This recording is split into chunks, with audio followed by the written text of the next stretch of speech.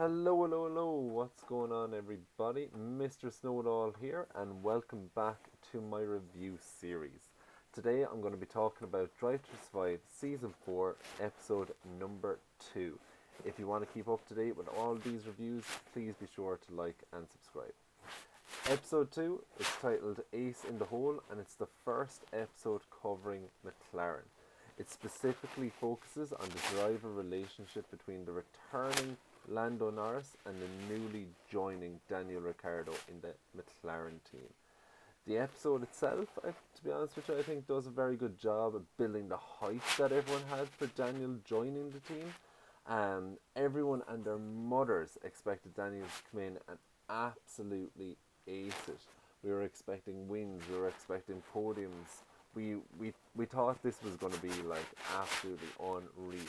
Even Daniel himself, he says it in the episode that he was expecting an array of podiums throughout the year. The talk for weeks and weeks before the season started was how Daniel would put Norris to shame and absolutely wipe the floor with him. And to be fair, I really think the episode does give across that vibe. Daniel has like a superstar like following in this episode, while Norris is shown to be like quite nervous in his position, I think, at the start of the season, which to be honest, I think is a fair representation of probably how they were feeling. So I think Netflix does this really, really well. At the start, Daniel actually asks the crew if they want the show to be called Daniels to Survive. I actually thought this was pretty unfortunately phrased by Daniel, like looking back at it in hindsight. It's kind of, if you think of Daniel's performance throughout the year and how he kind of underperformed, this really does kind of give a different meaning to the words. Will Daniel survive the season? Or a better question is, will he survive next year? Or will he make it past the 2022 season when his contract is up? When I did hear him say it, I just got this really awkward moment of cringe for it. Like, hopefully now in the next season he will do better, but I just had to point out, like, very unfortunate phrasing from him. I have to say, I do think it was done very well on Netflix's part, where they decided to show the dynamic of the Ferrari drivers, Charles Leclerc and Carlos Sainz, as well as kind of hinting back to the previous Lando and Carlos's relationship from the year before when they were teammates. It's done very smartly. It's done to showcase how friendly and brotherly teammates can be in F1, um, and how initially hostile the relationship between both Daniel and Lando was in comparison to Lando's previous relationship with his teammate and the current relationship between Carlos and Charles. It's very well done. It's very smartly done to kind of show just how hostile the kind of relationship was between them. Um, while we now know that Daniel and Lando kind of are getting on better towards the later half of the year, throughout the year things were very, very awkward. You could see it in some of the McLaren Unbox videos. You could see it in just general interviews and that throughout the year. They had this kind of awkward tension between them. Everyone was expecting them to be the best of friends, and it really didn't kind of work out that way at the start.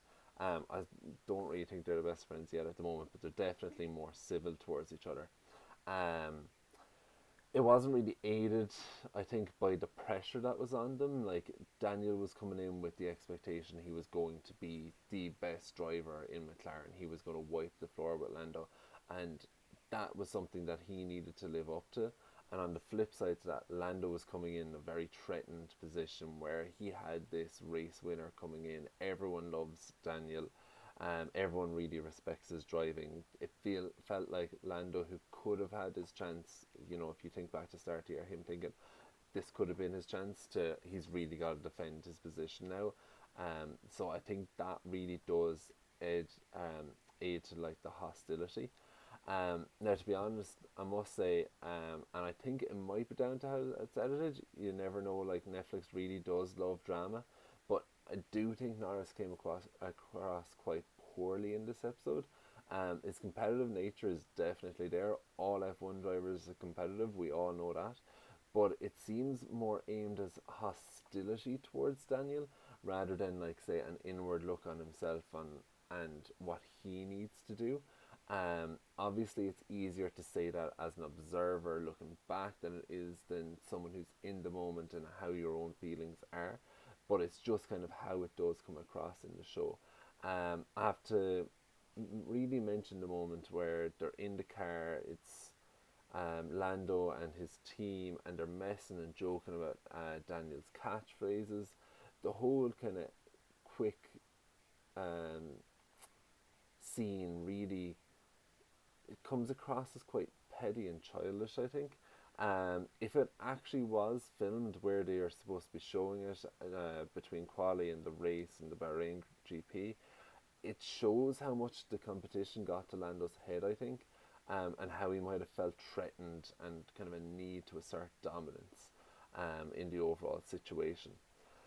Now, I won't cover all the results throughout the year or anything like that. There's a good few of them covered in the episode, but we all know that Norris dramatically outperformed Daniel this year, and he was by far the better driver in that McLaren. And absolutely and utterly fair play to him, hats off, he did brilliantly. But from both the show and throughout the year, I never got the impression that Norris was like a great team player about it. I felt like Norris kind of wanted it to be he was showcasing himself, which is completely fair in the situation. He was in a threatened position. He wanted to showcase himself. Absolutely fair, you know.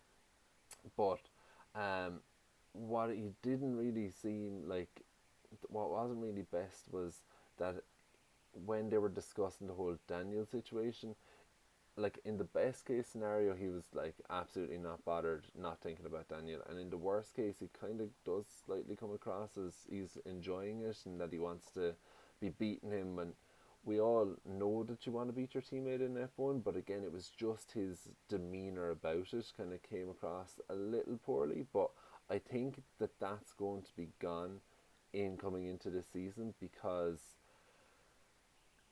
he's asserted his dominance. He's shown he's a great driver. He's really proved himself in a lot of people's eyes, I think. So I think that kind of hostility is going to be downgraded again because they're going to go in on a lot more even footing, which I think is much, much better. So I think we're going to have like, the only thing I could say is you kind of wanted them to come across without that hostility just for the McLaren and the PR side. You would have wanted to say that they would have a more positive light being shown about their drivers rather than like one is kind of, oh no, I don't really care about that other lad, he's struggling, not, oh yeah, look, it's a difficult car to get to grips with, you know, but we're working on it, I've given him a few pointers, you know, just a small bit of like media and PR-y bits. Overall, to be honest with you, I don't think there was much other talking points. They went slightly into the Ferrari relationship and there was the Monaco debacle, but again, it was just play-by-play race stuff, so nothing too major. I think I'm going to leave it there, really, to be honest with you. I do hope you enjoyed the review there of episode 2, and if you agree or disagree or anything like that, please leave a comment below, and if you want to see more content, please do drop a like and subscribe. Thank you very much, and have a great day.